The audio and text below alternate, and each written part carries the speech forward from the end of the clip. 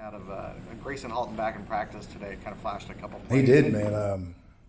See a young man that's just, like really feisty. Obviously, was off the field for a couple of days, and coming back really into it, kind of fired up. Sometimes a little too fired up.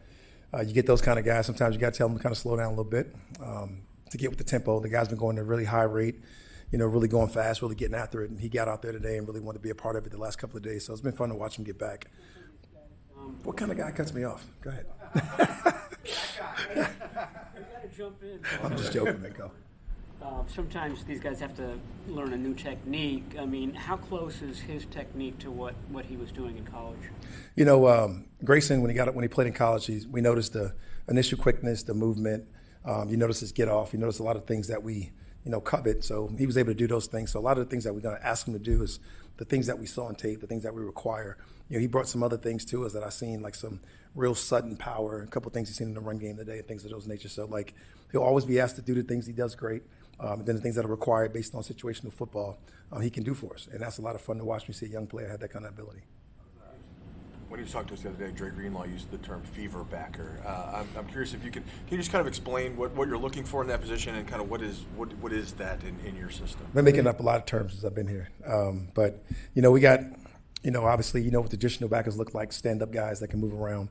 Those fever backers are kind of those guys that bring you, subtle changes, subtle different things. They can do different things. They can play star for you. They can play outside edge and play, sort of a big nickel. They can get a line of scrimmage. They can use their hands, do a couple different things. We got a couple of different terms for what those styles look like and what they feel like in order to get guys lined up, in order to put them on paper. So, those guys have been doing such a good thing with some of the spinner type stuff that you've heard about.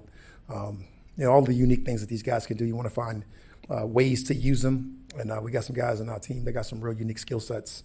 So being able to use those guys, whether it be a spinner situation, a fever backer, whatever the call is, getting those guys out there so you can have those names, so you can be sharp, crisp, and be able to substitute those guys in the way you need to do it, I think is important.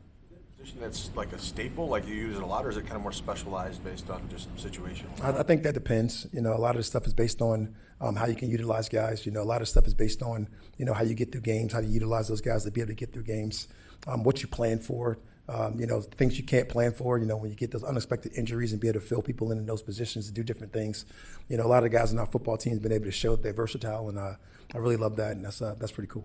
Just kind of follow up on that answer you gave about guys kind of falling into place when guys are out. When it comes to Nick Bosa, less about him specifically, but is there any concern with the time missed of him being able to catch on to all the adjustments made? He's played a lot of football, and he's got a lot of bank reps in his history, not with just the Niners, but just in general in football. And he's a very smart, he's very unique. He's been able to be out there to get all the mental reps, to be able to do a lot of those things. He's starting to get his physical activity increase when it comes to individual and things of that nature. So just getting his body right, getting ready to play football. I feel really good about where he's going to be and what he's going to be able to do for us. He's a special player, and you plan around special players. You make sure they know you're playing around them, and he's smart enough to pick those things up and be able to go do those things at any time. Raheem, several of your defensive backs, Jair Brown, Demo, they've come in here and said how you've let them play free. What has been your focus for them, and how have you changed what their purpose is on the field, or maybe not purpose, but direction? It's above the net game, and it's not just me. I'm just a guy just talking to Fred. It's all the other guys that are in that room, the Ray Browns, obviously the guys that are with those guys every day, talking to those guys, giving them the above the neck knowledge. We got a bunch of guys, Jake Lynch is in that room, Jerry Gray. You got a wealth of knowledge in that room. You got a bunch of young guys that can do things in that room. You got different ideas. You let those guys have some freedom to be able to articulate their thoughts and what they see, to be able to catapult those things, put them together, and go out there in the field and be able to execute those things. I think really helps those guys play and play fast. So I'm just fired up where they are. I'm fired up that they're competing at a very high level. I love how they feel. I love how they're going about their business. But I would not take the credit for that for myself. I think that's a credit to the defensive staff, the people out there working with those guys, and everybody, all hands on deck. The players being able to communicate at a very high level when we have our group meetings. I think that's really been helpful for all of us. Yaman and Lenore even said, we're allowed to be ourselves. Same with Renardo Green. What have you seen from them in the past that maybe has needed to be, allowed for them? It's hard for me to talk about the past with those guys, especially based on the fact that I was so focused on the offense, going against those guys and doing different things. But being able to be here and get in the building with these guys, man, really watching them grow and develop into what I think they can become, it's been a lot of fun. And I'm enjoying it. Dre Greenlaw, being near you these Say it last again? couple? Tired of Dre Greenlaw being near you these last couple? I'll never get tired of Dre, but it is nice when he's out there playing as well, getting him up in the front. He's a little sore. He went through the whole process doing the stuff that he needs to do to get back.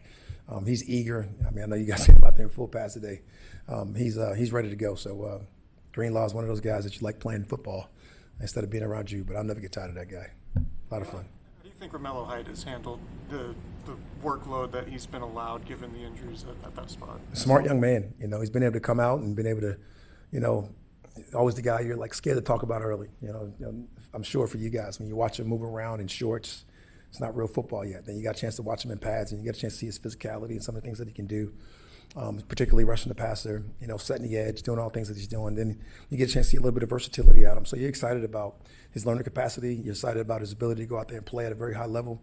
You're excited about the what if when he gets a chance to play with Bosa and some of those other guys like Michael that we got coming back. It's exciting. He's an exciting young player that we had a lot of hopes for, and hopefully we can beat him.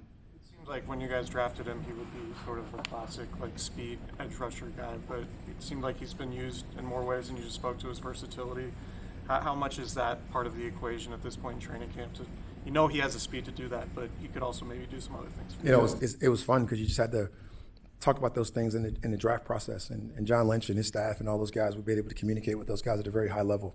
And obviously on tape you saw the designated pass rusher role that you can feel that you were losing potentially, that we lost from the team from the year before, so you can come in and feel some of those things. But then there was some further thoughts, some things that we could possibly do with him, whether it be fever backer, whether it be spinner, whatever it is, being able to get him out of different roles. And then you got to meet the young man to find out what his learning capacity is. Can he handle those things from a down in, down out basis? And he's done a really nice job of handling those things throughout the course of training camp. And, that's all you really can say, and then getting a chance to let him get physical and do some of those things has been fun. So we just got to keep growing, keep developing, keep getting better every single day, and get ready to play our games. You've obviously had to plan against Brock for games in the past, but having been here 10 days or whatever it is, seeing him practice daily, and especially the last couple of days, it seemed like he's really been locked in. Just what have been your impressions of what's so challenging? The Layer King has some really intensive intensity, and I like that about him. It's really fun for me when you get a chance to get some of those call-it periods, and you get a chance to go in the back with the offense, and you call your play, and then you get a chance to just hear him operate. You're listening to him, and you're able to hear him operate, and you're able to hear him operate in a very pro manner, how he communicates with the coaches, how he's very upfront. Today he got fired up, which was cool, which was fun, which is competitive, and I love that. And when he does those things, it just makes the team go. I watched our team go out there and basically have a fight for an hour and a half, and then I'll hug at the end of practice and cheer for each other. It's the weirdest thing ever. It's awesome.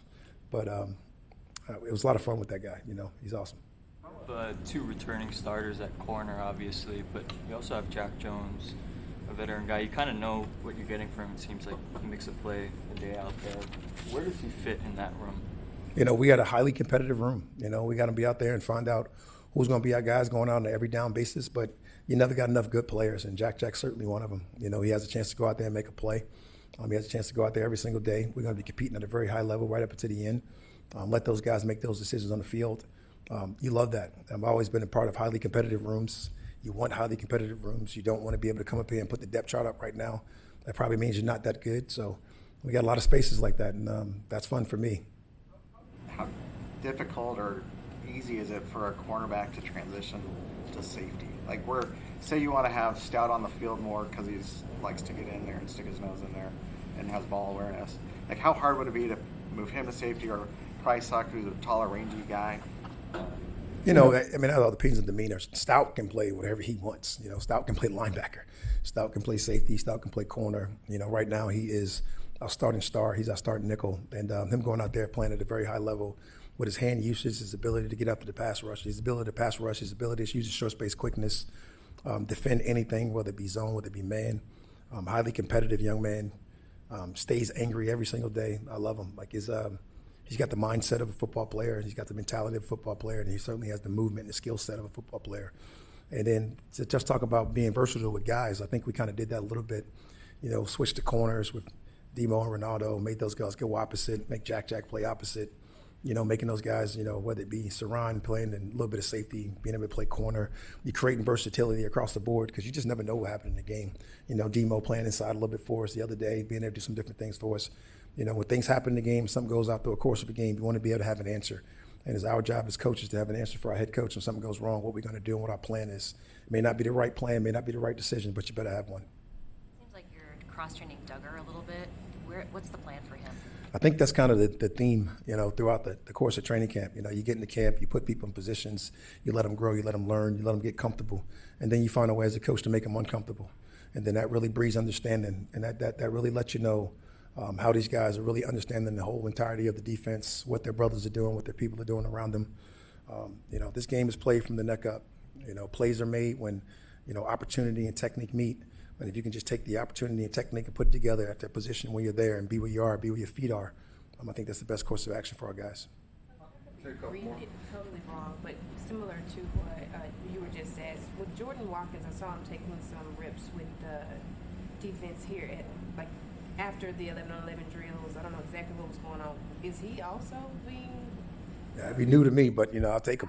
I was like, wait, okay. Could preseason or going up against another team be for somebody like Prysock? That is huge. So funny, you must have been walking the hallway with me the other day. I was just talking about that, like these rookies, right? You get in a training camp, and it's like this moment that they play, and they kind of feel like they belong, and you start to feel it in practice. Like the other day, we seen on a couple plays, knock down pass, get excited, team get excited for them. And then you kind of get that sad face off, and I belong, and then it's like, I can't wait to get to the next practice and be able to go out there and compete. But then you really see it when you get in those competitive moments with people they don't know.